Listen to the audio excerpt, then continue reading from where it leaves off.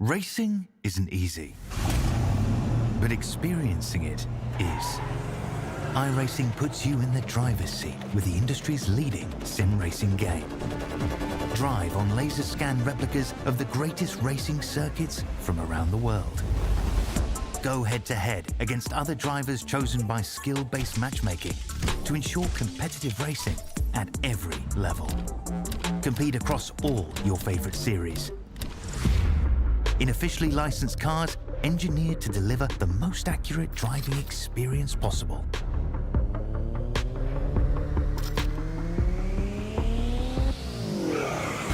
Join a race or host your own with players from across the globe. Race against the computer or in a league with friends. Feel the thrill behind the wheel. Visit iRacing.com.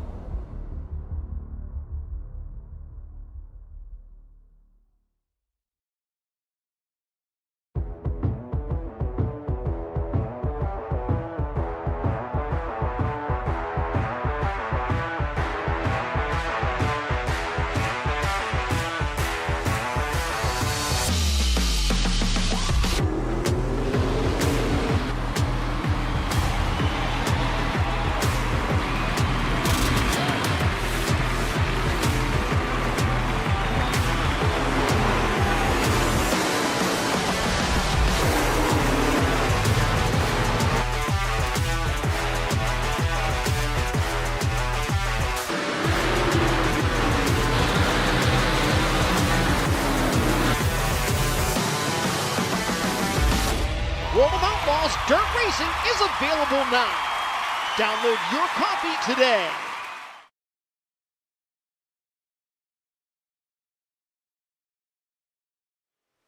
Welcome one, welcome all to SimSpeed TV. It's my favorite time of the week, Wednesday. It's Dirt Night.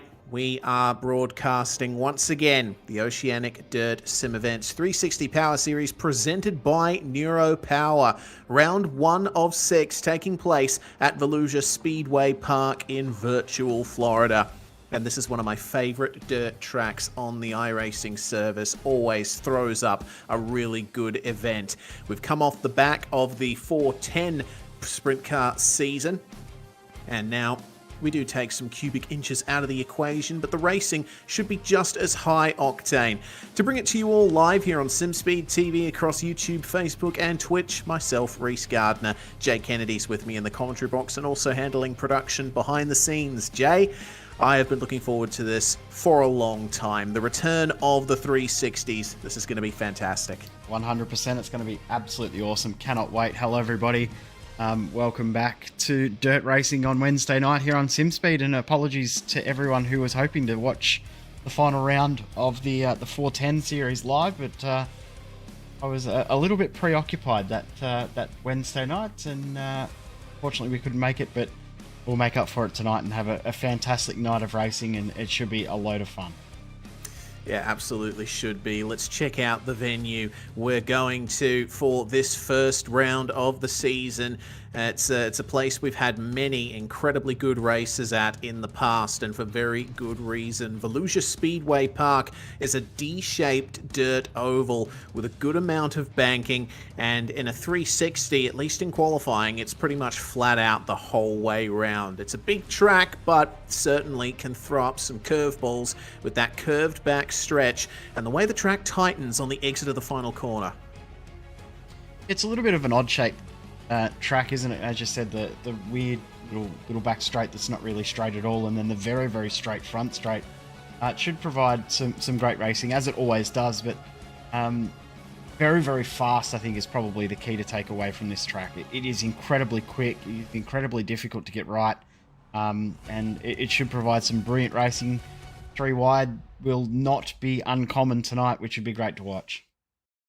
Yeah, absolutely. It's a very wide track indeed here, and there's a good amount of different lines you can take through the corners. Often you'll see drivers running low to start things off, but there'll be plenty of drivers running the high line, making sure that they've got the downforce and they're able to carry momentum through the corners. Really awesome track here, and 14 degrees of banking, which isn't too bad for a dirt oval. Yeah, exactly right. That actually is quite a decent amount for a dirt oval, which is going to make it very, very cool when we get into the racing very, very soon. It's not far away from qualifying getting underway, but before we get into that, let's have a quick look at the schedule, which I think is absolutely fantastic.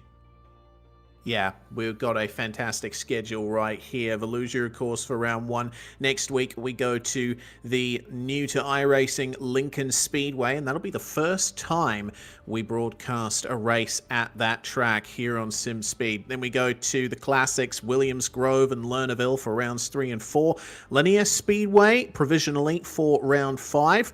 And then Cedar Lake to finish off the series. And after a large amount of big wide open tracks like the Grove and Lernerville, going to Cedar Lake, that is going to be a big change for the drivers. Very tight, that one. Yeah, it will be very, very cool to go to, though. I do enjoy Cedar Lake. It's a very, very different, unique track, so I'm looking forward to that one. Lincoln next week will be very, very interesting. As you said, it'll be the first time we've done that within our broadcasting schedule, so I'm thinking that's going to be a very, very exciting one to watch. Be interesting to see what we actually do for round 5, whether we do linear or whether we go somewhere else. One way or another, it's going to be very, very fun. The only track we're disappointed we're not seeing on that calendar is our favourite, which of course is the dirt track at Charlotte, but big plans for the dirt track at Charlotte later on in the year, around maybe doing the full Wheelman Challenge at the one track. Yeah, and I think that would be a fantastic addition to the Wheelman Challenge. Of course, a series the ODSE runs where every round is in a different dirt racing car. So we'll see what happens there. See if the drivers get sick of the dirt track at Charlotte by the end of that season. But we've got 6 rounds of racing.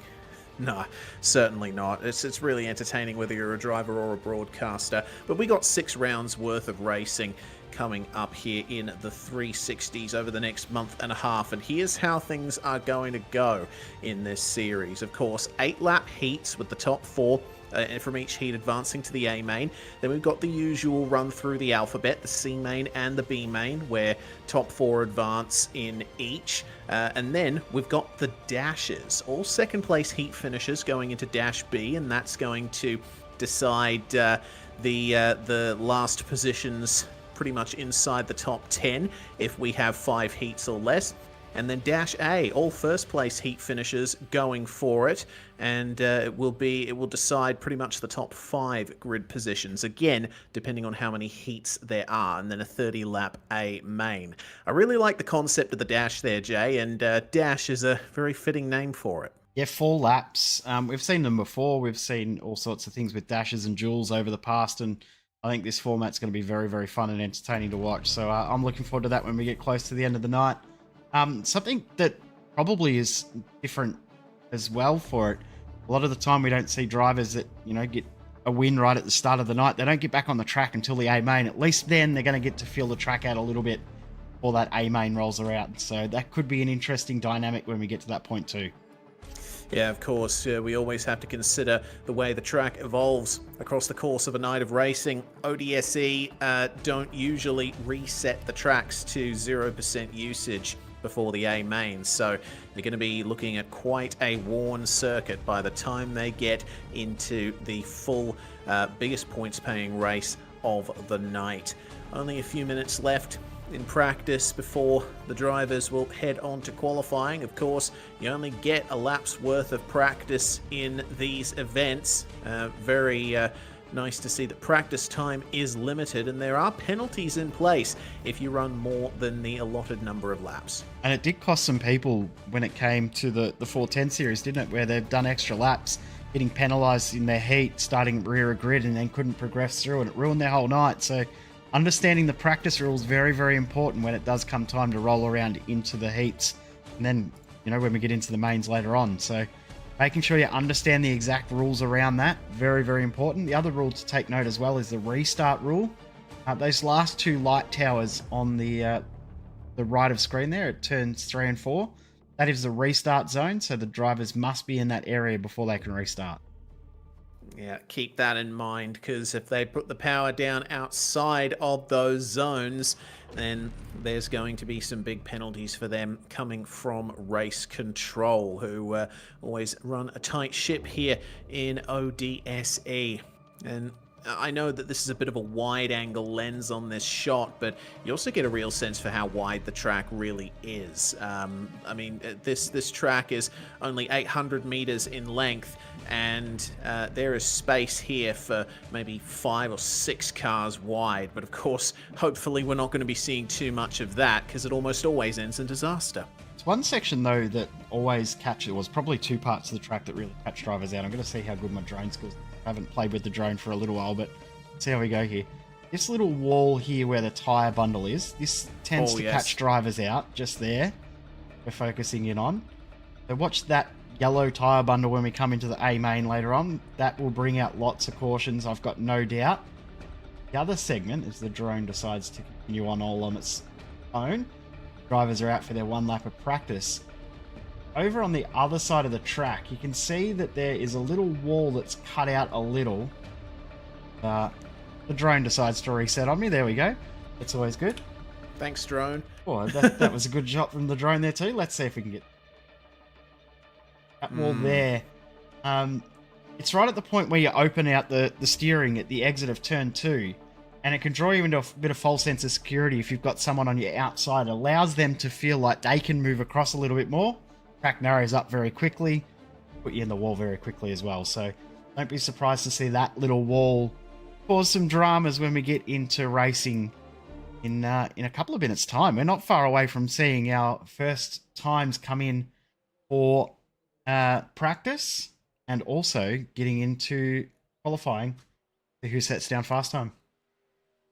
Indeed. Quick time is always one of my favourite parts of any dirt racing night. You can see and get a sense for just how quick these 360 sprint cars are. Another thing to point out, another danger spot on the track is very close to the first spot you zoomed in, Jay, but on the opposite side of the racing surface, the pit lane entry. There's another stack of yellow tyres down there on the inside, effectively at the apex of turn 4. There it is, right there. You can see it to the right of the screen. If the drivers run too low early on in the corner, then there's a chance that they'll clip that tyre bundle, and that's another place where you can easily spin out. Yeah, and we'll probably see drivers making contact there as well as they try to probably avoid people going too wide into that tyre bundle. They may drop down to the inside and make contact there. So, yeah, this track looks very, very simple when you see it, but then the more you investigate it, the deeper you look, the more difficult it becomes. So, this, as you said, one of our favourites here on SimSpeed. It's going to be a very, very fun night of racing. Yeah, a lot more to this track than meets the eye, and you can say that about just about any dirt track. It's not just a case of turning left or turning right in order to go left. There's so many subtleties to every single track out there, and every one is completely different, not just track to track, but corner to corner as well. Either way, looking at the practice times at the moment, looks like Sean Stevens is the quickest over a single lap, with Brent Hobbs, Chris Nankerville, Josh Barry and Clayton Davies rounding out the top 5 so far, with a couple of extra opportunities to set a fast time in qualifying. We might see those times drop, see if any drivers get into the 12-second bracket. Everyone looks like they're done for practice, so we will get into the quick time session in just a moment, and that should be very, very interesting to watch. Seen some interesting strategy come about through the qualifying session over the last little while, haven't we? We've seen all different sorts of strategies, whether you go out right at the start of the session, whether you go out right at the end of the session. We've seen Tim Ryan absolutely nail that end strategy, but other drivers have tried it and haven't made it work, and other drivers have normally gone late and then tried the early strategy, and that's paid off for them. So it seems to be very, very mixed as to what works for what driver. Yeah, indeed. Well, time to get into the quick time session, and I believe I've committed a little boo-boo and done big registered for boo-boo. the session as a driver. Yes, I could swear I clicked watch and not register, but either way. We've all done it.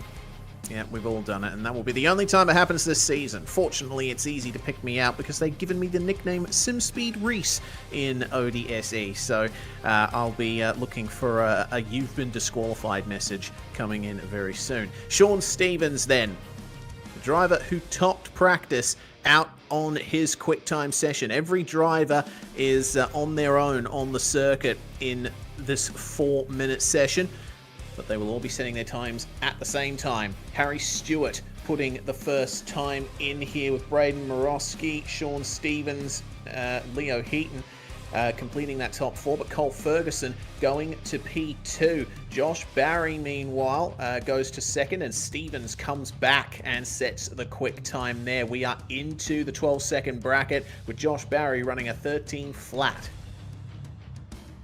Norman here on screen. What will he be able to do is Braden Miller goes and pips time from Stevens, but Miller quickest now, 12.96. It's Stevens by just under 200ths of a second. Daniel Boyd about to finish the first lap. Now let's see where Boyd puts himself. It's down into about 22nd place there as the times continue flowing in. Miller, of course, still on top. Jaden Russell moving to 5th spot with Daniel Boyd then improving again to 16th. Not too bad there. But Cooper Wilson, Luke Wilson, and Darcy Wilson make it a Wilson trio for 13th, 14th, and 15th. Luke Payton, meanwhile, in the number 54. He's dropping down the order, needs to get those times on the board. 13.7 is his fastest lap so far, and it's going to be a 13.088 there for Payton. Only gets him to 19th position as Richie McLeod then pips him to 18th. Cameron De Bruin and Brenton Hobson get into the top 10, and then Braden Shute shuffles Hobson out, going to P7. These are some very quick, very close times that I'm seeing here. Pretty much almost every row through the field, drivers are within a few thousandths of a second of each other, some of them setting the same times. It's incredibly tight, isn't it? It's amazing. The whole top 18 are just on a tenth of a second. Whole field 0.3 of a second. You'd take that in any series in the world. This series always provides, whether it's the 360s, the 410s, or anything else, is incredible. We're looking, I reckon, 12.9. He's done it. And has he gone P1? It looks like he has. Him right at the top, right at the end. Yeah, by 0.02 of a second over Braden Miller.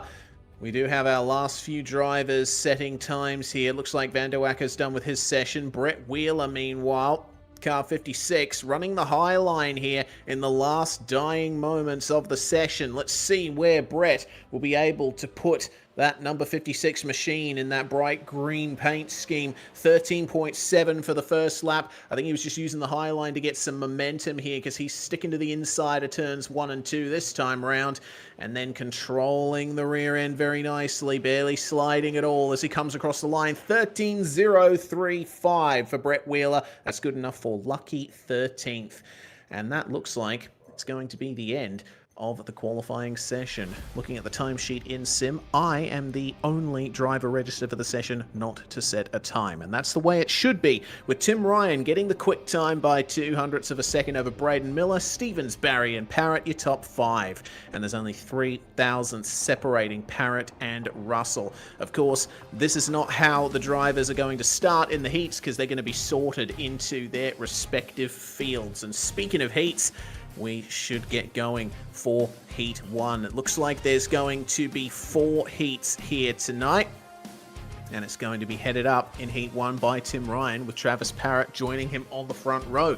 The number 50 of Clayton Davies starts alongside Brett Wheeler on row 2. Lockie Phillips starts P5 alongside Luke Wilson. Then we have Richie McLeod and John Schultz 7th and 8th.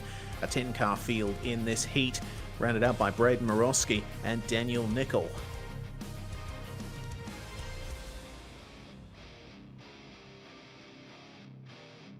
Well then, it's just about time to get things going. Drivers filtering onto the grid now, and it looks like the usual pace truck for dirt events has been given a bit of a rest. It's probably in the mechanics shop. We do have the default iRacing sedan out there, and I would say that they're going to have to give that a good clean after the night's racing is done. Might see some probably 6 skids from Barney's brother. We still haven't given him a proper name. We've tried and tried and tried to give him a name, but nobody seems to agree on a name for Barney's brother that drives the pace car. Did I suggest Bernie at one I point? think there was a Bernie. There was a Barry as well. We've had all sorts of names, but I think we haven't fully decided on what it could be. There has been lots of options. Let us know on the broadcast chat what you think the pace car, pace truck, whatever driver should be called in the iRacing sim. Of course, Barney the Flagman has been a stalwart of iRacing for quite some time, but we only have a lap's worth of pacing left until we get things going here. 8 laps in the first heat. This will be very interesting. I don't know what to expect out of this one other than that Tim Ryan might be able to get the win out of this. You'd be a fool to count out Tim Ryan. 100%. It's definitely going to be interesting behind him, but you would feel that he will be the driver to break away at the front. But stranger things have happened. We don't always see what we expect in this series, so expect the unexpected is probably the only thing to expect. Right then, Tim Ryan gets going in the restart zone, and well, that's a very good start there from car 98, hugging the inside early. Oh, there's a big contact there. Up and over is Brett Wheeler. After that great performance in qualifying, he has lost his wings and he is out of the first heat of the night. Tim Ryan leading with Clayton Davies moving up into second. Richie McLeod moving up to third from seventh. Quite a bit of jostling in this field so far as the number 33 of Travis Parrott finding issues with the wall. You got it's great up against the wall on the wheel, locked in there, couldn't get it away, but like he's going to continue on without damage. But the top 5 have broken away. Daniel Nicol and Lockie Phillips battling hard for 6th and 7th, but they are closing back in on John Schultz in 5th. They can all work together. They might be able to close down on Luke Wilson for 4th position, but side by side, here comes Nicol to get the move done. Yeah, here he comes. Nice move there on the inside. Gets it done beautifully. We'll keep our eye out here as the heat is now half complete. Whether or not Clayton Davies can do anything to catch Tim Ryan, or if he can fend off Richie McLeod, who's starting to advance. Luke Wilson setting a 13.2 along with McLeod. Davies running a 13.163, so all of them are pretty evenly matched here at the moment. And we can see that the number 9 is trying his best to keep to the inside there where the grip is. Trying to keep to the inside, but easier said than done. You can very easily drift a little bit wide through the turns. You can already start to see a little bit of a groove forming and the track starting to slick up as well. So by the end of this night, it's going to be very, very aggressive out there in regards to grip. Oh, washing up the track a little bit there was John Schultz in the background as the checkered flag flies. Looks like Schultz has managed to keep P5. Unfortunately, that's just outside the transfer window. Tim Ryan winning the first heat of the night from Davies, McLeod and Wilson. They will all transfer through to the A main. Schultz, Phillips, Nicol, Morosky and Parrott, the rest of our finishers. Brett Wheeler, unfortunately, the sole retirement. We have had a suggestion for the pace car driver's name from Minchell. Larry the Loose Operator. I love that. Well, Braden Miller and Jaden Russell will try to keep it very controlled in terms of looseness off the front row of Heat 2. And then we have Harry Stewart and Brenton Hobson rounding out the top 4 there, with Brent Hobbs and Darcy Wilson starting 5th and 6th. Luke Payton and Hayden Vickers 7th and 8th. And then the last driver to start the field is Cole Ferguson. Hey, I know that guy. Just ignore that last car there in the 10th place spot. Oh dear. We've all done it. We've all done it. It won't be the last time that one of us do it. Probably not the last time this season that one of us will do that. Yeah, certainly not. We'll keep an eye out for any, SimSpeed J or SimSpeed Dan even off the back of the grid, because if I'm not mistaken, Dan Yeaman is going to be taking us through the rest of this dirt season on co-coms and director duties. So this is the one time I'll be with you, Jay, this season in the comms box, but this will be a very good night, and definitely hoping that we see some good racing in the A main later on. Who will finish in the top 4 and transfer through to that? Yeah, lots of drivers that you could pencil in for that top 4 spot. Probably looking at the field straight away, you could write down 8 names easily, 8 of the 9 easily, and go, yeah, they should make it through. And Cole Ferguson was the 9th that I didn't think of off the top of my head, but Cole's made top 4s aplenty throughout his ODSE career. So this is a very, very interesting heat here. I'm looking forward to this one. We're going to see action-packed heats, or stacked fields, I should say, through the heats all night. This is shaping up to be a fantastic night of racing. Yeah, I reckon all of these drivers very well matched. Of course, Harry Stewart is certainly going to be wanting to get a move on here. He hasn't had quite a successful 410 championship run as of late, but 360s could smile on him here as Braden Miller puts the power down and we go racing in Heat 2. Stewart on the inside of Jaden Russell here for second spot, and Brenton Hobson holding the high line there, but is that really where you want to be? Because the field is looking very nice on the low line here. Russell successfully defending from the 11 of Stewart. Yeah, Hobson did a good job to hold off Brent Hobbs there as he makes his way forward, but he's going to struggle to do it through 3 and 4. Loses 1 spot to Hobbs, but at the turning point for turn 1, he might have it back, and here comes Darcy Wilson trying to get 2 for 1, and that's big contact, and that's hurt both of them. Now, Brent Hobbs and Darcy Wilson, they'll manage to get going again. No cautions in the heats, though, so they will lose a lot of time and potentially their chances to get into the top 4. Either way, have a look at this battle that's continuing on here between Russell and Stewart. They are not that far behind Braden Miller either. Braden got a good getaway, but he's not been able to quite shake these guys off. Definitely hasn't broken away like we saw in race 1, in heat 1, with Tim Ryan breaking away, but Russell's doing a great job of defending from Stewart. Remembering Harry Stewart is the reigning champion in this series, so this is not done for the lead either, because Miller's just made a minor error, almost opened the door there. Jaden Russell, he took advantage of it, or attempted to, and Harry Stewart might take advantage of Jaden Russell not getting the move done.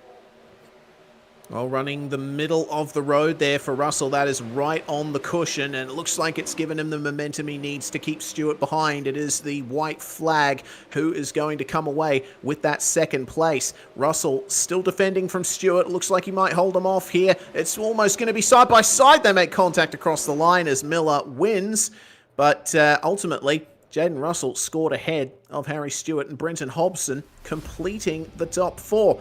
So that is a great turnaround for Brenton Hobson from the way most of his 410 season ran. But Luke Payton, Cole Ferguson, Hayden Vickers, Brent Hobbs and Darcy Wilson will have to go through the alphabet from here on out. Again, disappointed with the you. Guy in 10th. Disappointed in your effort in that race there, Reece, finishing 10th. You could have done a little bit better. Well, I mean, look, to be honest, I didn't finish. How can you finish a race you don't even start? Sean Stevens and Blaine Densley will line up on the front row for the third heat. It's Cameron De Bruin and Joe Daly starting in 3rd and 4th. Daniel Gow, a driver who has had some very competitive runs in 360 sprint cars, even winning a few A mains, is going to start 5th alongside Leo Heaton.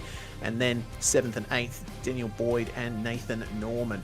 It's going to be Nick Ryan taking up the 9th and final spot on this grid in car number 007, just showing up as the 7 on the paint. Here's the replay of that finish between Russell and Stewart, and, well, you know, contact was made across the line, but ultimately I think that's fair game as long as no one was majorly disadvantaged by that. Yeah, I mean, it was pretty much at the finish line, so I don't think it's really going to hurt anyone too much. So play on. They've both made it home. They didn't lose a spot, didn't change positions. I think that'll be no further action from race control. How much further action will we see from race control as the night goes on, though? Hopefully none. Yeah, well, we're certainly hoping, because ODSE events certainly this year have been very tightly run. We have had the occasional upset, but it's been a far cry from how much chaos there's been in previous seasons. Here we go then. Sean Stevens, who ran the fastest time in practice. What can he do here in the restart zone? Away they go. That is an excellent start from Stevens, and he's managed to get a good advantage over the rest of the field as they fan out behind. Bit of a slow start for Cameron De Bruin, and he's fallen back a little bit to fourth spot. Densley holding on to second, and Joe Daly holding on to third, but that is quite the pack there that De Bruin is right in the middle of. They almost go four wide for a second. Gow on the inside. Yeah, Gow's been a big mover in this one, already up now into P4 and may be able to get some more spots if he continues the current pace he's got, but Leo Heaton fighting back around the outside and then puts Gow back into fifth. So fourth and fifth, this is well and truly on. There are 6 drivers trying to get that fourth spot right now.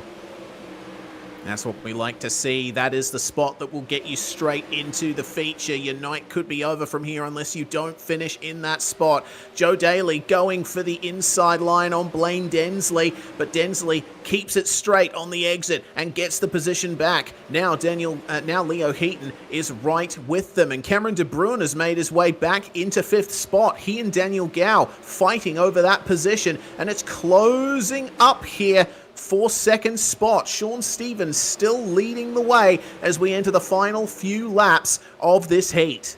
This is amazing racing. The only driver not in the battle now is Sean Stevens, who's checked out a little at the front. 2 laps to go as Densley and Heaton almost make contact.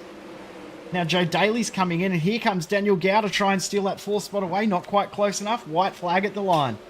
All right, what can Daniel Gow do here to try and get 4th? Oh, he didn't quite control the slide like he wanted to. It's high line for Joe Daly, Leo Heaton and Blaine Densley. They are focusing on momentum now. It seems the bottom is too slippery. There's nothing that Gow can do. As Sean Stevens comes across the line to win, it's Densley, Heaton and Daly who complete the top 4 in the end.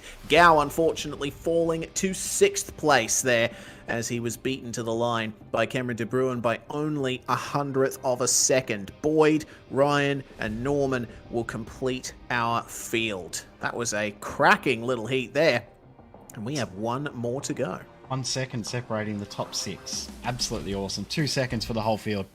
What more could you want? Yeah, what more indeed. That was fantastic. Well, Josh Barry and Braden Shute are going to be our final heat starters on the front row for tonight, with Riley Bilson and Nathan Vanderwacker taking up row 2 for heat 4. 5th and 6th will be Cooper Wilson and Nash Granger. That is quite a stacked row there. We'll see if either of them can fight their way forward into the top 4. Nankiville and Borden in 7th and 8th, with Thomas Mitchell in car number 2 being the last driver to take to the start here in the heats.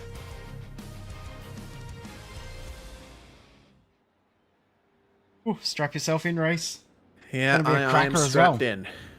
I am completely strapped in. I've got iron bars over my wrists and ankles. This is really going to move me, this one. I'll let that go.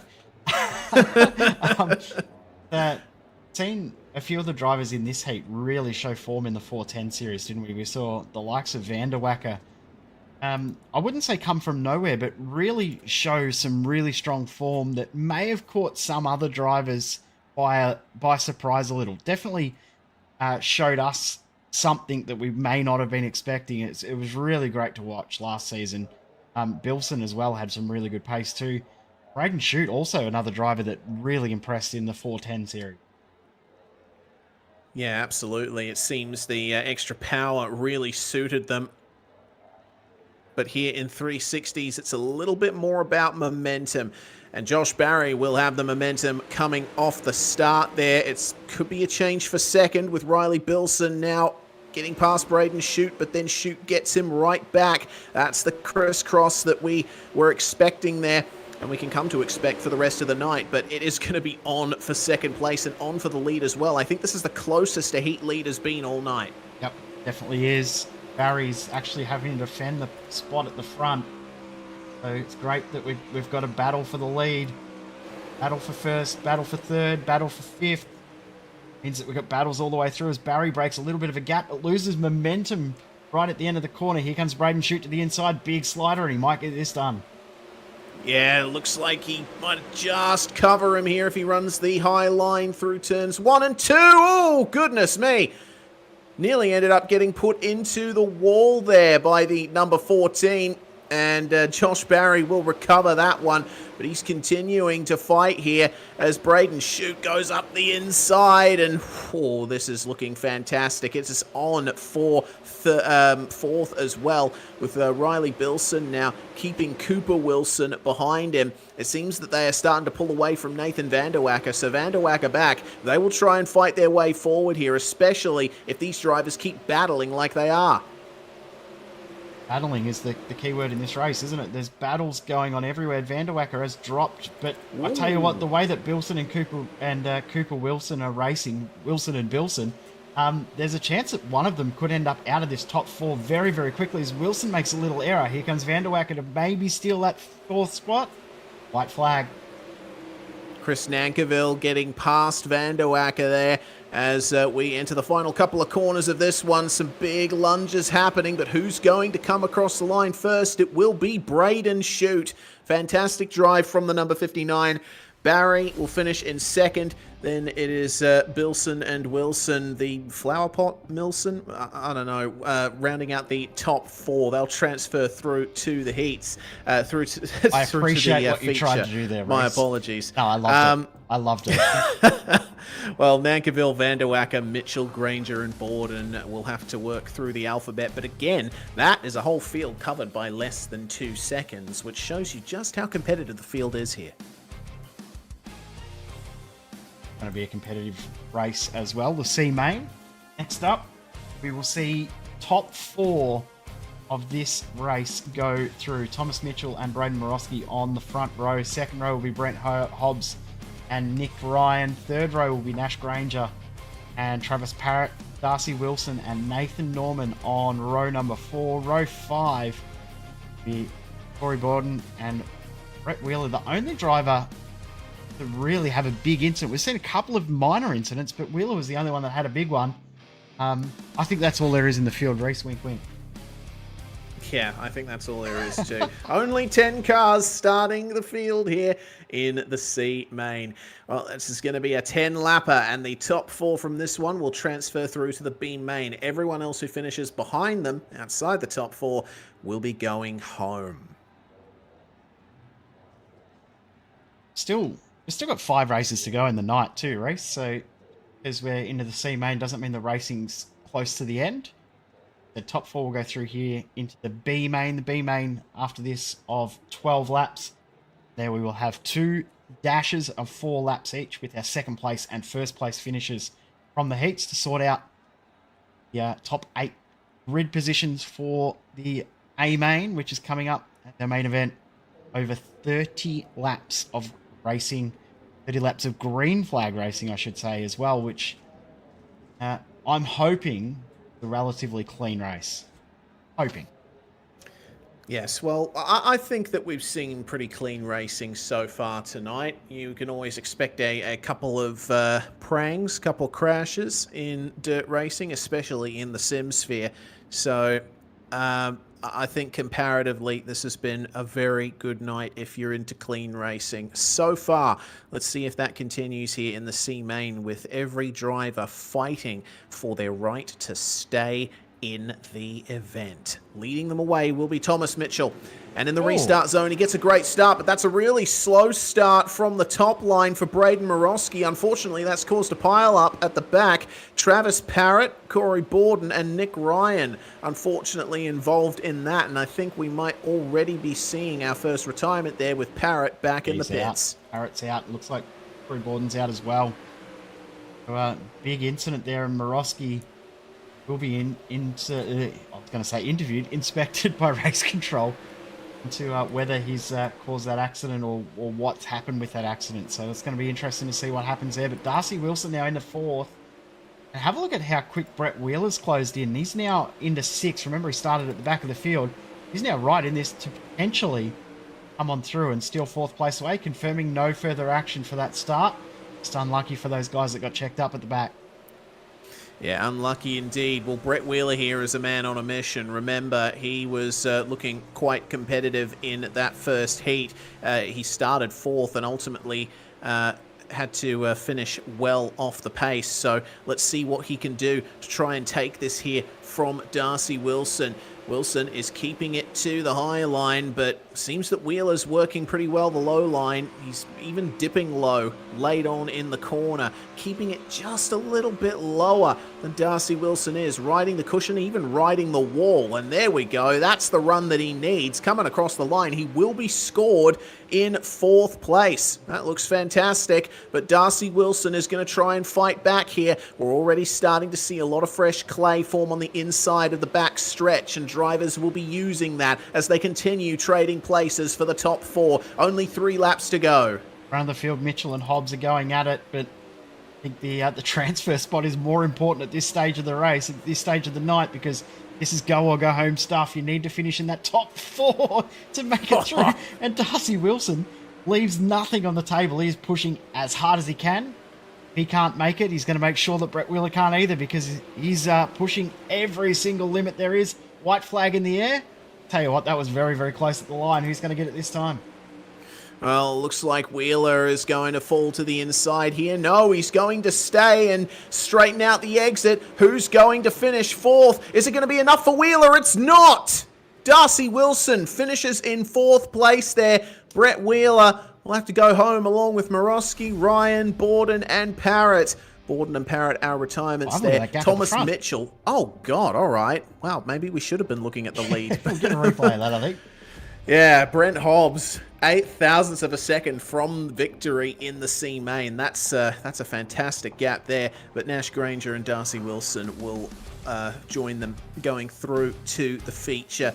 Wow, that's the kind of racing that we like to see. So here's what we unfortunately missed here on SimSpeed. There was an attempt by... oh, goodness me. Yeah, that's a matter of, way less than a quarter of a car length in the end.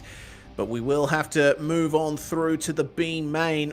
That was a great finish between Thomas Mitchell and Brent Hobbs, but can we see the same between John Schultz and Luke Payton, with Cameron De Bruin and Chris Nankerville taking up the row behind them? Lockie Phillips starts alongside Cole Ferguson to round out the top 6. In 7th, it's going to be Daniel Gow with Nathan Vanderwacker alongside. Daniel Nichols starts in the 18 alongside the 15 of Hayden Vickers. Then it's Daniel Boyd and Thomas Mitchell in 11th and 12th. Then it's Brent Hobbs, Nash Granger, and Darcy Wilson. Those bottom 4 drivers, the top 4 finishers in the C main. And they have a little bit more of a margin to work with here, Jay, because the top 8 from this one will transfer through to the feature. Yeah, top 8 will transfer through because we didn't run the 5th heat. We only had 4 heats. That's a positive, but the downfall is there's 15 drivers that want this, and only half of them are going to go through. So it's going to be a very, very interesting race. It's going to be very, very heated. I'm looking forward to it. Also, 12 laps. So we've got an extra 2 laps from what we just saw there in the B main. Yeah, a little bit more space for action. Maybe could result in a little bit more planning of maneuvers. We'll see how the mind games work here in this B main. And as they tour around the circuit, you see how the track has evolved, how much of a slick line there is running around the circuit. Drivers don't want to be running directly on that. They'd like to have their right side wheels just off the top of it, catching that little bit of fresh clay that's still just a tiny bit tacky. It's all about moisture management if you want to find grip around these dirt circuits. Well, let's see what John Schultz can do here. Off the line, and away he goes. Fantastic start, but coming down to the inside is Cameron De Bruin. Luke Payton will be holding the outside line and keeping second for now, but how much of a lunge are we going to see early on? I think I saw a crash in the background. It looks like Hayden Vickers, Daniel Nickel, and Thomas Mitchell. That's a 3-car wreck that's happened at the back of the field, but everyone else is continuing on. Payton still holds on to second. Nankiville now challenging him for second place, along with Daniel Gow, who is looking very aggressive. Yeah, this is getting very, very heated at the front of this group, and we didn't see the incident, but we can see the result of that incident with Nickel, Vickers, and Mitchell out.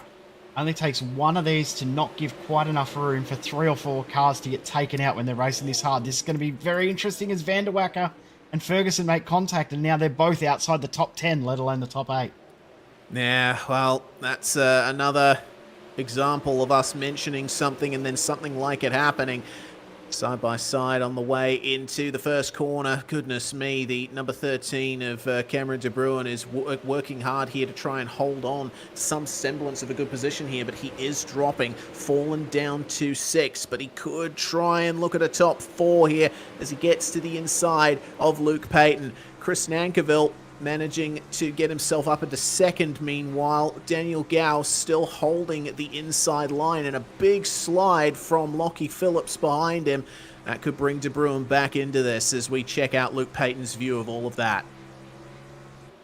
Daniel Boyd has been given a black flag. He will be out of this race as well. Contact at turn 4, which was that incident that we saw, or didn't quite see, I should say, between Nickel, Mitchell, and Vickers, was Daniel Boyd was the car involved in that, and he has received a black flag, which will put him back at this field in the results. So top 9 is where you want to finish now. That means that Nash Granger and Darcy Wilson fighting for that last transfer spot. Yeah, this is looking very close between them as well, with Darcy Wilson getting into the back of Nash Granger, but gears it up, goes for a lunge.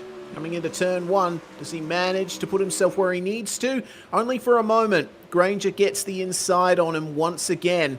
Daniel Boyd is trying his best to hold on to something here, but we know that he is not going to finish in that spot. They'll be working their way past him.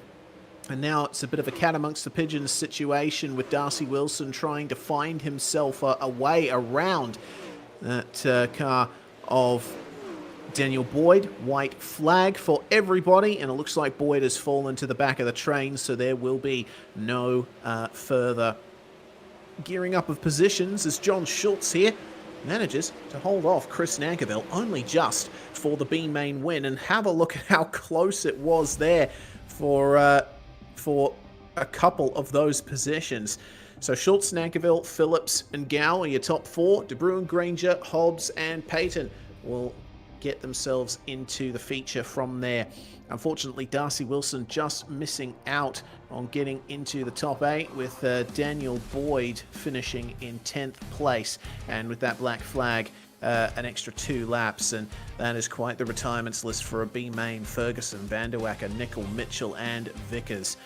That is a real shame to see. Would have been good to see some of those guys in the feature, but now we can step aside briefly here on SimSpeed TV as we prepare for the dashes.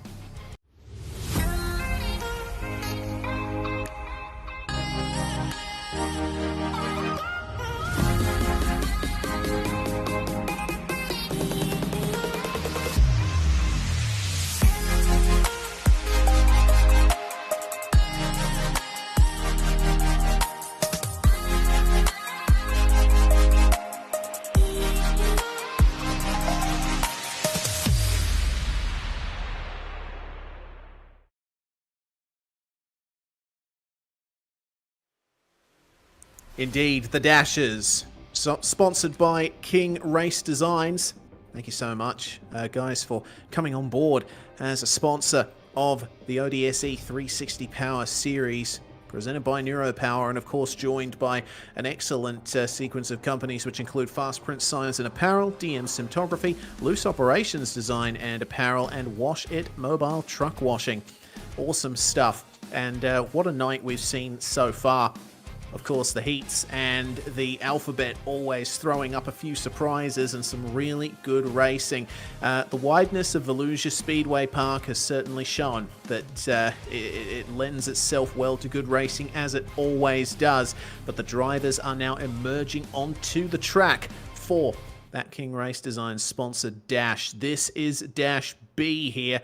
This is going to be all the second place finishers in the heats deciding their starting order for the A main. Yeah, exactly right. So we've got Jaden Russell, Blaine Densley, Clayton Davies, and Josh Barry out on track. The order that these guys finish will be where they start from 5th through 8th in the A main coming up next. So very important where you finish here, because we've seen, while overtaking is possible, it is not exactly simple. Here goes the car there of... I've lost my train of thought there. That's Harry Stewart. No, it's Blaine Densley. I apologise. He lost the spot.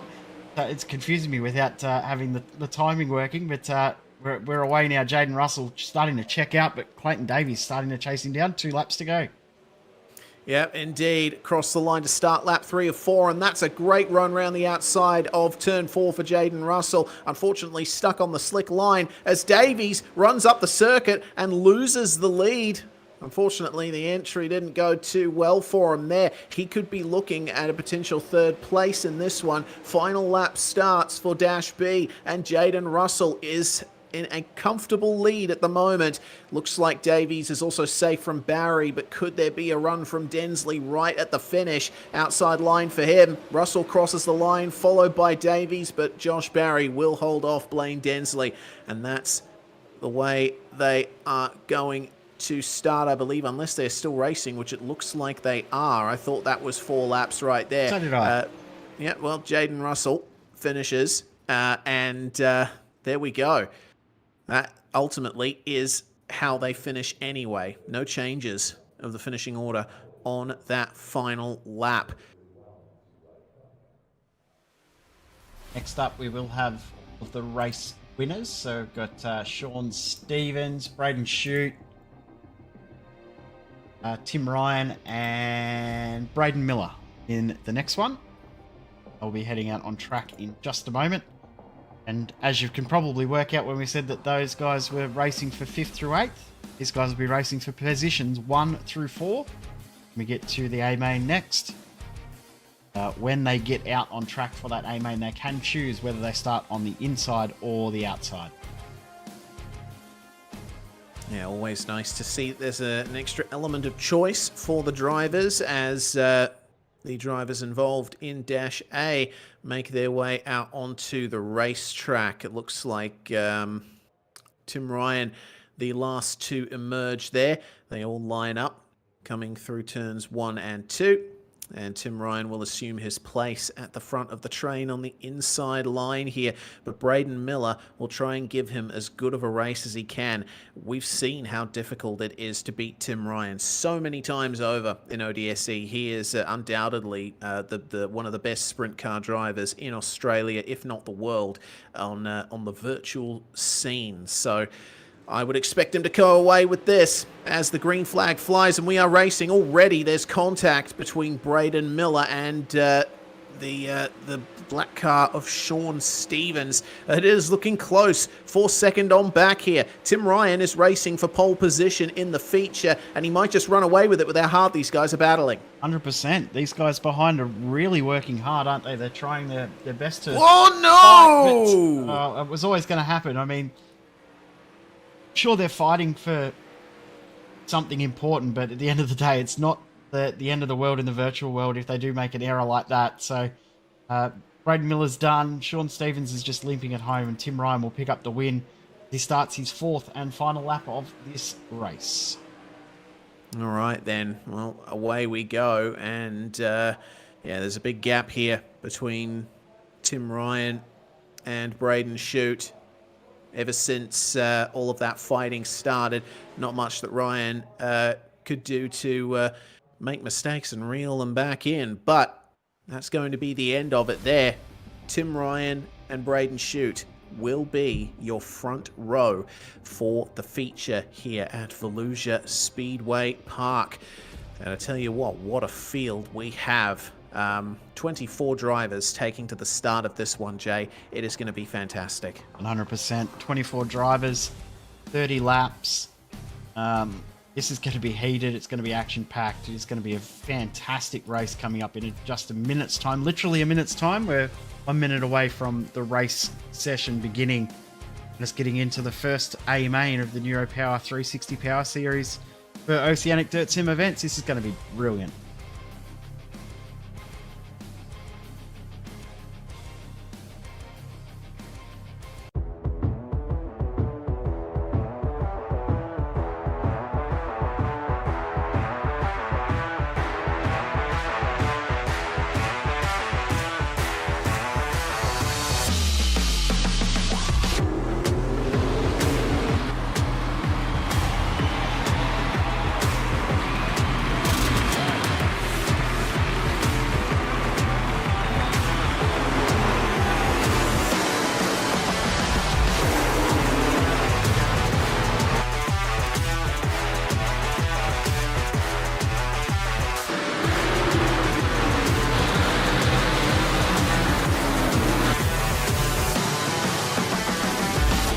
World of Outlaws Dirt Racing is available now.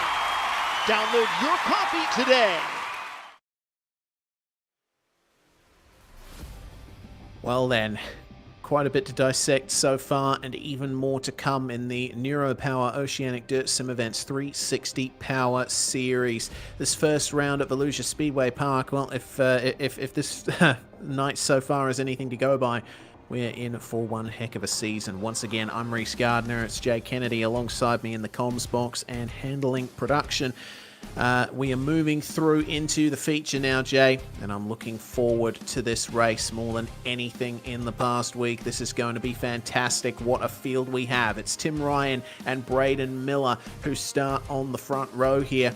And then Sean Stevens and Braden Shute will line up on the grid 3rd and 4th, with Clayton Davies starting in 5th alongside Jaden Russell.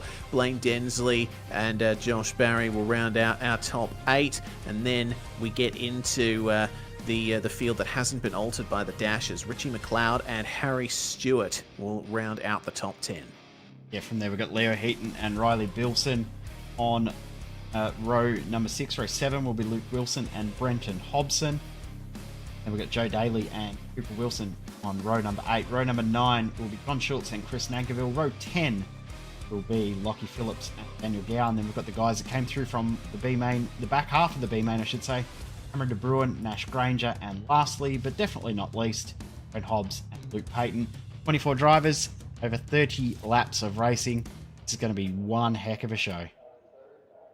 That it is, and they are trundling along now behind the pace car, getting ready for this start. Looks to me like Tim Ryan has decided to go for the inside here for the feature start, and we'll see what kind of getaway he ends up getting here as the field goes around for one more lap here behind this very out of place looking sedan at the front of this field.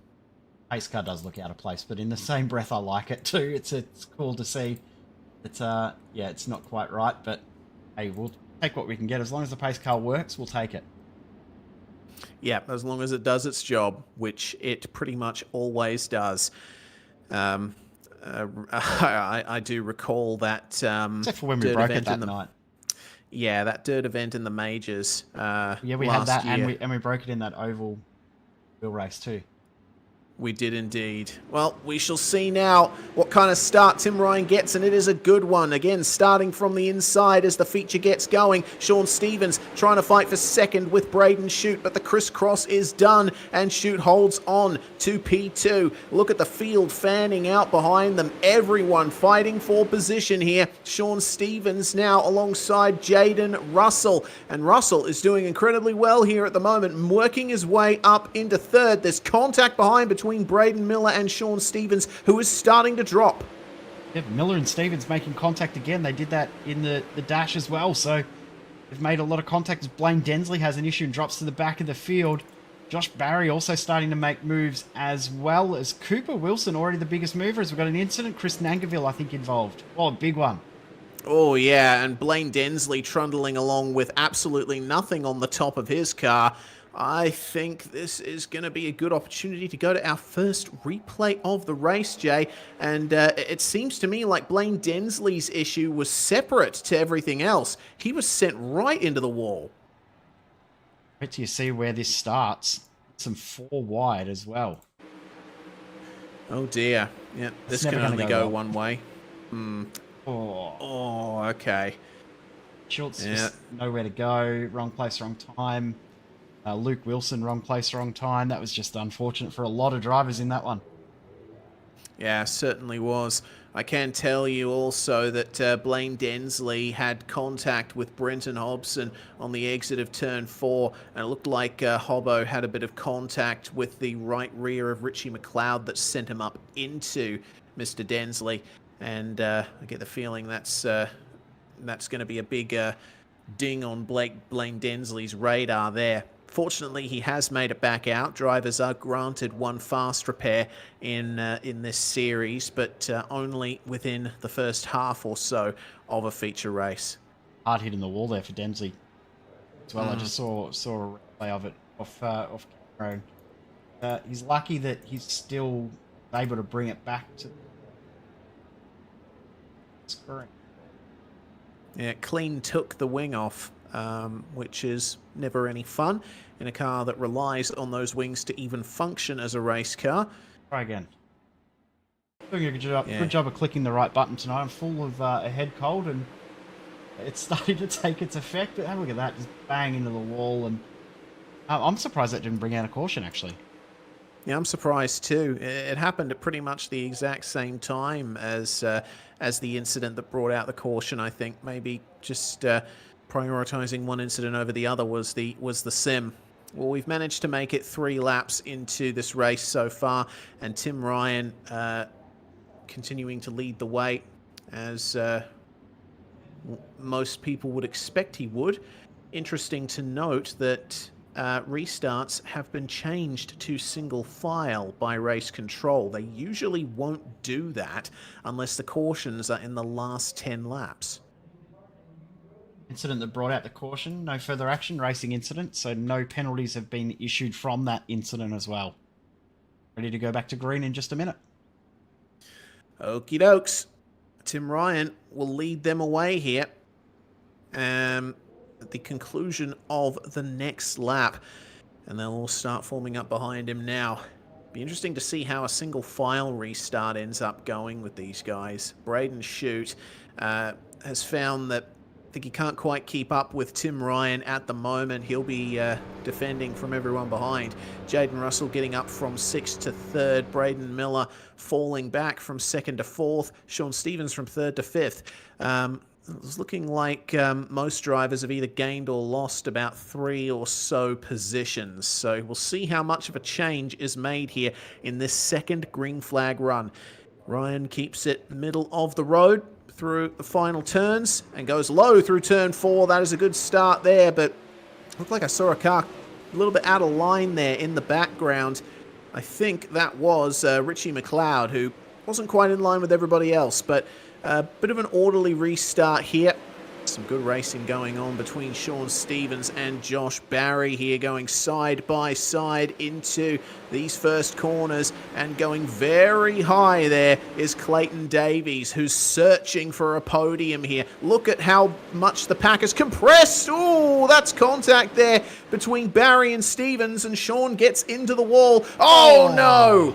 Spins right across the oncoming field. That has brought out the second caution. He got it unstuck, but everyone else came unstuck behind him. John Schultz just got caught up in his second incident all by, without doing anything at all. So that's so heartbreaking for him, and he's going to go a lap down as well just to make matters worse. So that's really unfortunate. But Sean Stevens, he's been in the action all night, hasn't he?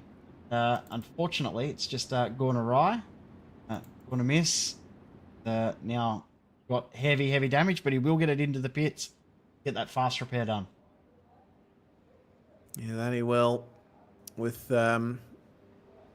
how fast-paced the action is. Schultz didn't have any time to react, and neither did Granger. Here's that second view of it. So keep your eyes here on the number 26. Yeah, that rear right contact just ruins you, and he gets it unstuck from the wall. But, I mean, if you're John Schultz, what do you do at that point? You don't know if he's going to get unstuck from the wall. Just hold on and hope, don't you? There's nothing else you can do. Not in any way thinking that there's not going to happen. I mean, he had a car to his inside as well, so it's not like he could have done anything else anyway. There's nowhere for him to go. Car on his inside, bang. It's just, that's heartbreaking. It's not fair. No, certainly not. But again, we might see how much of a racing incident that is determined to be by race control. Lights are out on the pace car, so we'll go green. It's this time it's just issues with the safety car at the moment, so might get a delayed yellow here, but we'll see whether we go green this time. All right then. Field is nice and orderly behind Tim Ryan. Will the green be called here? Yes, it will. And everyone gets off a little bit slower than they did last time. The green flag flies and lap 7 of racing resumes. It's orderly this time. Yeah, much more orderly. Drivers are definitely experimenting with lines now, aren't they? We're seeing quite a few of them going for the very top line while others try to hug the extreme inside of the track, but most of them are still running in the very slick groove that is formed across most of the width of the track. The track probably hasn't slicked up anywhere near as much as we expect, as Joe Daly interlocks wheels there with Daniel Gowan, drops back. Cooper Wilson also making moves.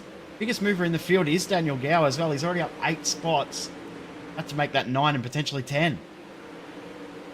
Yeah, Gower's on a mission here. Richie McLeod, though, getting the run around the outside and can go side by side with Cooper Wilson into the last couple of corners then. Daniel Gow just keeping his left side tyres on the tacky surface right next to the wall. That'll be helping him to rotate his car on the inside.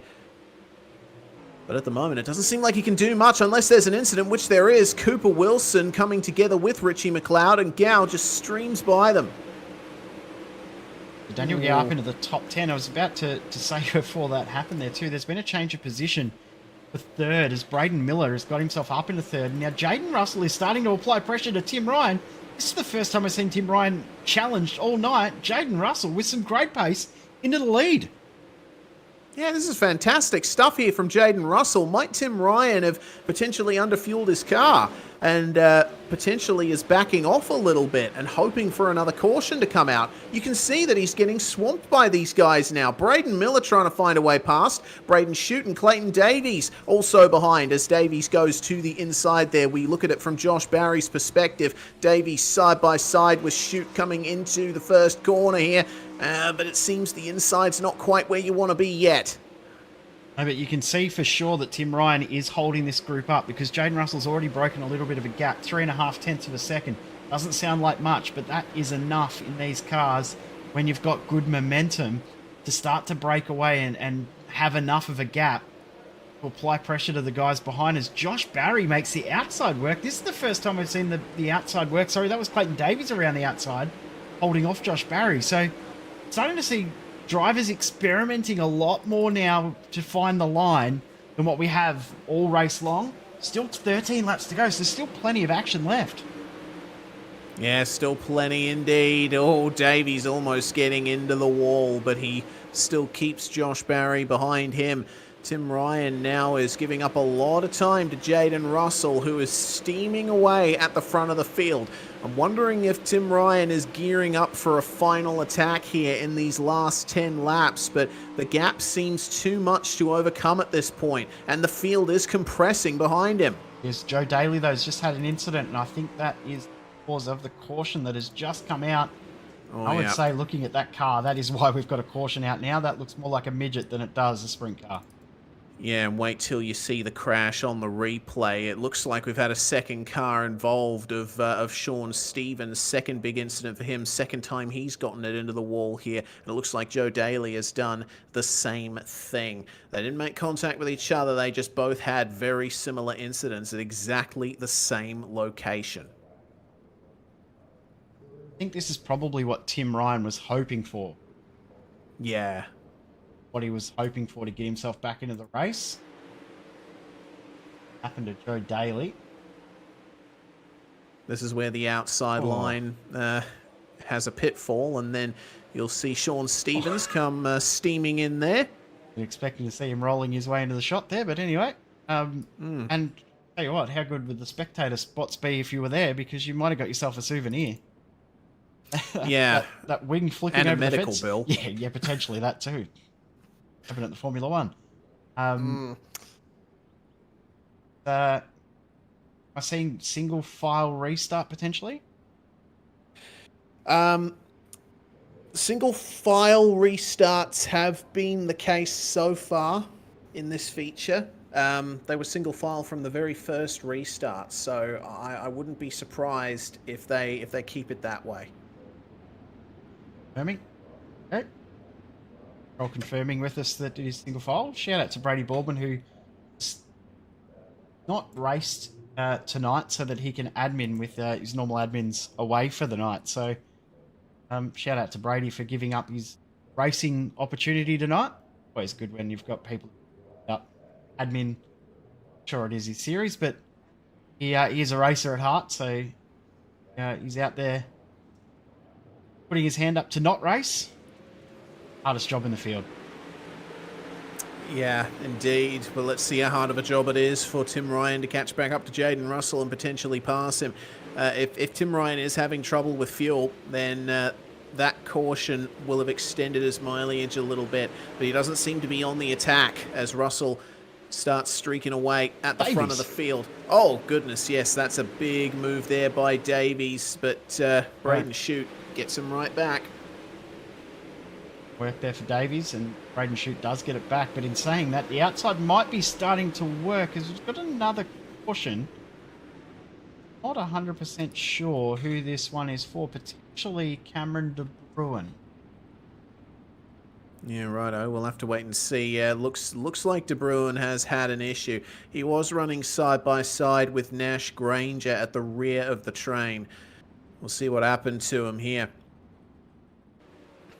Confirm that it is from. Oh no, it's not.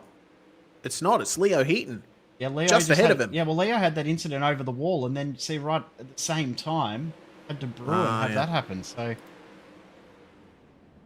it's what that one was. So we've had two cars involved in single car incidents that both ended their races at the same time, at the same corner. Yeah. And in roughly the same location as the incidents that brought out the last caution. We did say that the exit of turn 2 was going to be one of the trouble spots, didn't we? Yes, but a little earlier than we thought. Yeah, a little earlier, because there is that part where the wall juts out, but when drivers have been hitting that, they're usually already a passenger from riding up the wall beforehand. The track has worn. In saying that, there is still a fair bit of fresh dirt through 3 and 4. Doesn't look like there's as wide a line that has formed through 3 and 4. 1 and 2 is absolutely destroyed, but 3 and 4 looks like there's a little bit there on the outside. So that outside of 3 and 4 on these last couple of laps may be the key to the race. Yeah, might certainly be.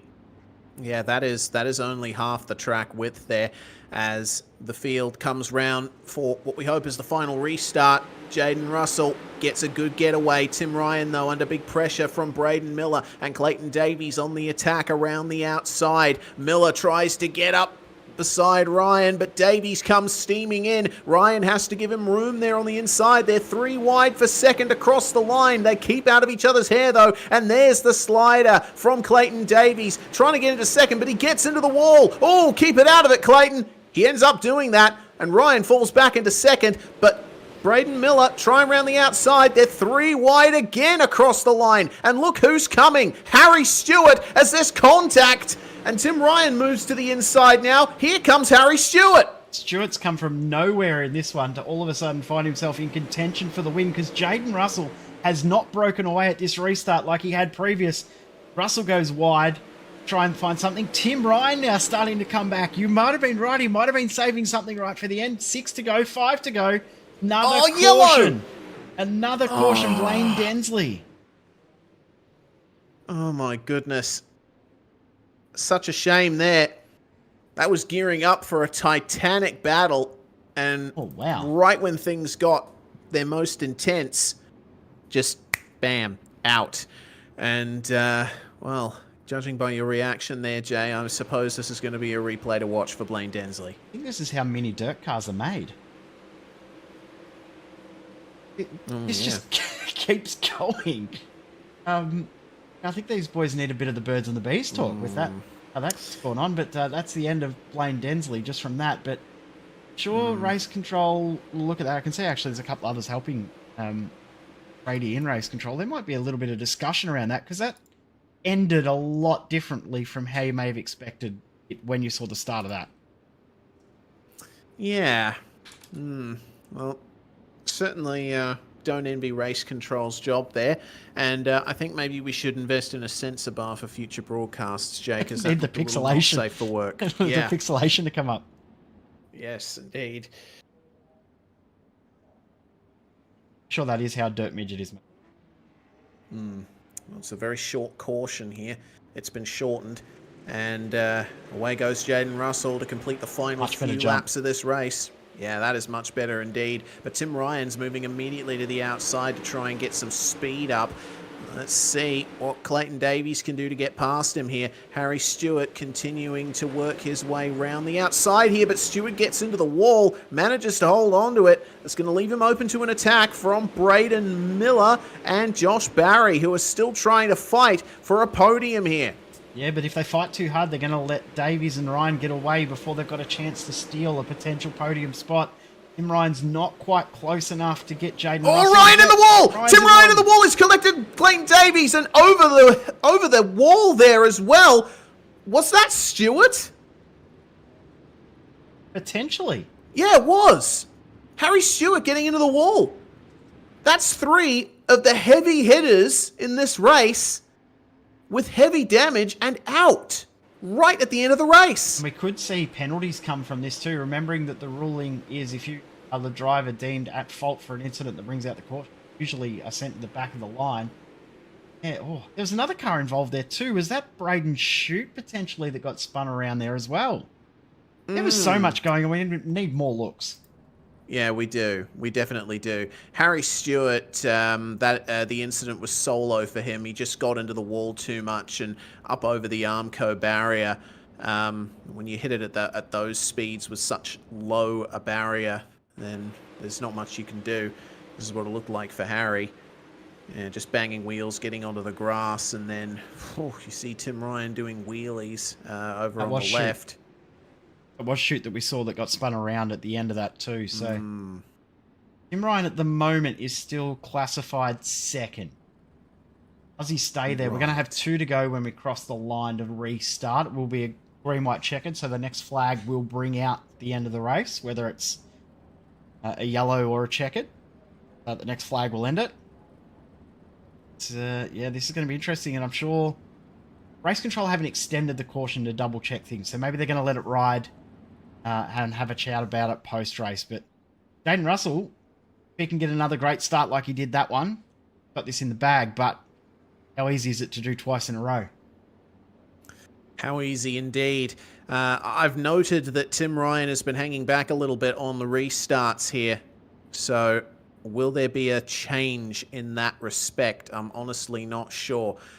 Tim Ryan still classified in second. Clayton Davies still classified in third. So Harry Stewart is the big victim out of all of that and of his own doing. Braden Miller holds on to fourth. Can he get onto the podium here in round one of the Neuropower ODSE 360 Power Series? Jaden Russell puts the power down, and again, Tim Ryan a little bit slow on the uptake. Some strange behavior happening from the number 98. Miller briefly getting past Davies for third, but then it's 3 wide between Davies, Miller, and Barry for fourth place. Ryan sticking to the inside. Here we go. Just a couple of laps to go now, and Davies trying to get up Tim Ryan's inside.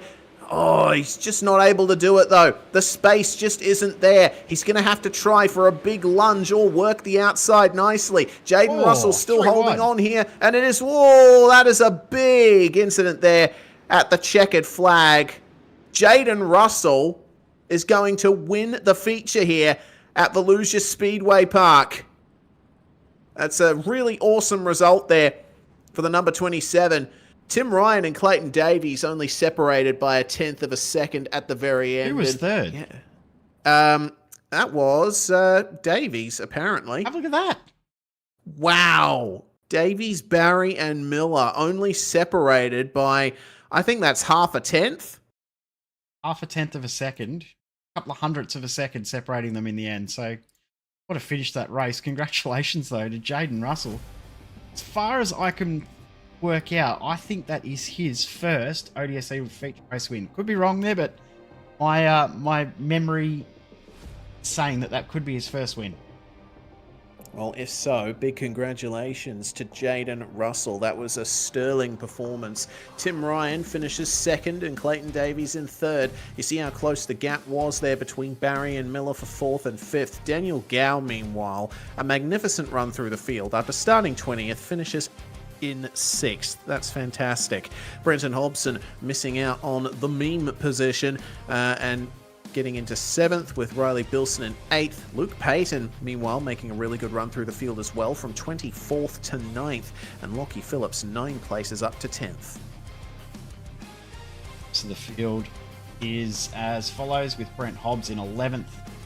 Braden Shute finished the race in the end in 12th. Nash Granger and Cooper Wilson last finishes on the lead lap. Richie McLeod finished 1 lap down, but did finish the race. There we got Harry Stewart 3 laps down. Blaine Densley, Cameron De Bruin, Leo Heaton, Joe Daly. What a tale of woe for a lot of these guys, unfortunately. John Stevens, John Schultz, Luke Wilson, and Stankerville all did not finish the race, but man of the hour, the man of the moment is Jaden Russell. Hopefully we'll get to chat to him in a moment, but I want to have a quick look at that last lap or so, Reese, because that was so close in the end between those three, Davies, Barry, and Miller. Watch this. This is coming up to the white flag here. Yeah, so Tim Ryan off to the left side of the screen. It looks like Davies just going for it there, and there was that slight bit of contact. And after that, we see Miller trying to go around the outside, but then the 14 of Barry gets on the inside, and this down to super slow motion. That is second to fifth, all covered by less than 3 car lengths. It's amazing. I tell you what, 2 car there of Braden Miller. If he didn't have to adjust the steering at the exit of 4, he had a little bit of a bobble, but if he was able to get the power down and not bobble, he might have got that and stolen third, but ends up 5th. Shows you how close this series is, and it's going to be throughout. Reese, we've got the top 3 here for a chat. I'll let you take it away. All right, no worries. First up, of course, we have the number 27 with us in the box here, Jaden Russell. Big congratulations on that. If we're not mistaken, I believe that's your first feature win in Oceanic Dirt Sim events. It must feel good to finally get the W. Yeah, but the fact that it's my first win, and it was absolutely unreal. It was a wicked race with a lot of top blokes in here, so it was cool to do. Certainly was. Were you surprised that Tim Ryan wasn't quite able to keep up with you on those restarts? I was, because I was saving a lot of fuel, but I think he was in the same boat. I underfueled a fair bit in that one, not realising, and I was really struggling in that last 11 laps. Well, how did you find the track development here tonight? Because the way that slick groove looks here on the broadcast, it was super wide and plenty of drivers were struggling for grip. Yeah, it was interesting. I don't run Volusia a lot, but I've never seen a track sort of race like that. Normally it's either top or bottom. There's not much through the middle, but that was super interesting. From the car, you can see there's a few lighter spots with a bit grippy through the middle there that I was trying to hit, but yeah, it's very, very slick. Well, either way, you managed to keep the pace, you managed to keep it together in a bit of a chaotic feature and get that feature win. Who do you have to thank for it? Brady, first of all, built the sets for this week. Didn't put quite enough fuel in for me to do it comfortably, but it worked out in the end. It was a good set. It felt good all night, qualified well, heat race well, was beautiful in the dash, and obviously in the feature was spot on. So thanks to him and everyone else back at SSR. All right, fantastic stuff, and enjoy your victory, Jaden Russell. Thanks for joining us. Next up, we've got second place Tim Ryan here in car 98. Well, Tim, Jaden Russell was talking about saving fuel there, and considering that you weren't quite able to keep in touch with him, were you underfueled as well? Not really a race, to be honest. I think he just drove a really, really good race. It was nice to see someone different up the front. That wasn't an easy track as well, so he definitely deserved it, and that's what it takes to be quick here. Like he said, he finished with just no fuel. And when it's this close and this competitive, you need to be cutting it that tight to get the win, and that's why he deserves it tonight. Well, the 360 Power Series has always been quite a close series, but I think that finish between you, Davies, Barry and Miller really says it all. That was very intense in those last lap also. Yeah, the whole race, honestly, I think from about half race on, it got pretty interesting. The tyres are just so sensitive with the heat, and I was probably trying to carry this. We were all along the bottom. I think the guys behind started to run the rip at the top, but I was probably sliding the car a little bit too much through the slick, and Jaden would have done just a better job of managing his tyre temperatures and to be able to drive past a little bit. And once you lose him, you pretty much need a yellow to regather yourself. But great race. It should be an interesting series. Halfway through, I think we're 2/3 of the way through. We're getting a new build, completely different car physics, track, so hopefully spice things up. And it was nice to see Jaden, who isn't probably what you'd say a regular contender, up there getting the win on merit too, so well done. Yeah, definitely. We send us congratulations as well. Anyone you'd like to thank, Tim, before we let you go? Harry Stewart for bringing out the yellow to save me. He was a good man there. I'd also like to thank Brady for putting it on. You guys for broadcasting. Congrats, Jay, too, on the baby the other week. Thanks, bro. I'm just going to have to probably do a few more broadcasts now to pay for that. And then the team, ODSE Esports and our partners, Logitech G, Astro Gaming, Speed Factory as well. It was quite a solid night. We went 1, 2, 3, 4 in qualifying, so hope we can keep it up for the rest of the series. All right, thanks very much, Tim. Hopefully we get a chance to talk to you next round. Finally, we have Clayton Davies in the box with us. Third place on the road, Clayton, but it wasn't by much. No, she was pretty hairy those last couple laps, I reckon. Yeah, super hairy indeed. What were your thoughts going into that final lap? Because we did see that you went for it on Tim down the inside. I didn't really have, to be honest, I didn't really have much time to think. I thought it was a real split decision. I had myself set up to run the top, but it looked like he went to cover the top line, so I went to dive just so that way I didn't really wreck him, and then he cut down low and I just had to get on the anchors as hard as I could. It was an unbelievable race between the top 10 drivers. That's probably some of the funnest racing I've ever been a part of. Yeah, we certainly had fun watching it from up here, and do you think that really bodes well for the rest of this season, especially considering we're going to a pretty new track as well? Yeah, 360s in my opinion have always put on better racing just for the fact that you can set them up to run different lines where the 410s are really power hungry and only one line. So I think this is just a glimpse of what's to come in the next series. We've got a really good bunch of dudes that are racing with us now. We've kind of weeded out some of the guys that are causing a lot of drama, so it's good to have a good, stout, strong field. Apart from some just hiccups here and there within the field, I think it was honestly a really good race, and I think this is only the start. There's going to be a lot better racing to come. That's certainly good to hear, Clayton. Is there anyone that you'd like to thank for your podium tonight? Yeah, I'd like to thank first of all you guys for putting on the broadcast. it's good to have you guys back for the next series. I'd like to thank ABR Setup Shop Alex for providing a dope set every time for me. 27 Design, CD Simtography, Wave Runner, Parramatta Isuzu, all the guys at Synergy Sim Sports. There's so many of them. Yeah, just everyone who helps out with preparing me for races. Blaine for helping me in those last couple of laps after he unfortunately met the end. But yeah, no, and just thanks for having me. Yeah, thanks for joining us, Clayton. Hopefully we get another chance to chat to you soon. Well, that brings to an end proceedings for tonight, Jay, but we go to Lincoln Speedway for round 2. You can catch that next Wednesday, and I'm looking forward to that one. A brand new track for me. Yeah, I've only ever done one broadcast there, and that was the iRacing World of Outlaws event, so it was fantastic then. This will be fantastic as well.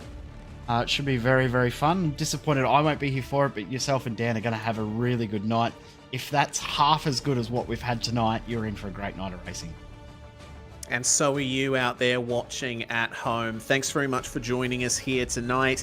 Make sure to like and subscribe here on YouTube, and also follow us on Twitch. You can follow us on Twitter as well. We are at SimSpeed TV on there. We're also SimSpeed Esports Network on Facebook. Chuck us a like if you can. Thanks very much once again to all of the series partners for putting this together, and the crew at Oceanic Dirt Sim Events. I'm Reese Gardner, Jay Kennedy with me in the comms box and broadcasting behind the scenes. This has been the Oceanic Dirt Sim Events Neuropower 360 Power Series.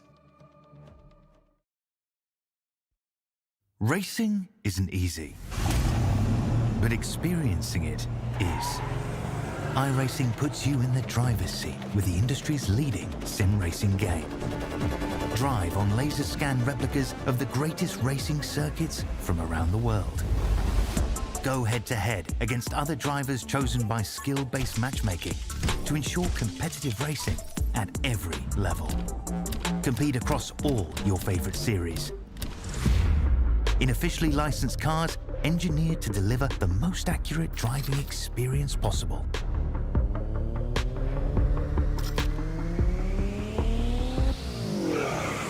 Join a race or host your own with players from across the globe. Race against the computer or in a league with friends. Feel the thrill behind the wheel. Visit iRacing.com.